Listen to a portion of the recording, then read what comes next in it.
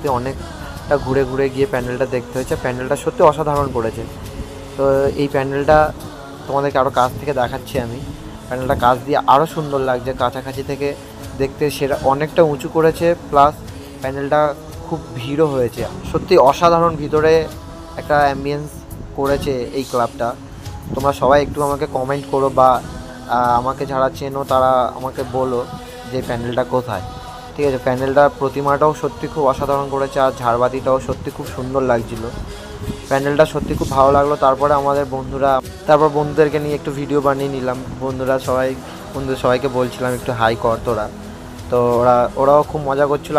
তো আরও অনেক প্যান্ডেলে গেছিলাম, সেই প্রতিমার ছবিগুলো আমি তুলেছিলাম জাস্ট, কারণ আমার ভিডিও করার মতো চার্জ ফোনেতে ছিল না। তো এটা নেক্সট পার্টে দেখতে হবে। সবাই ফাটিয়ে মজা করো, ভালো থেকো।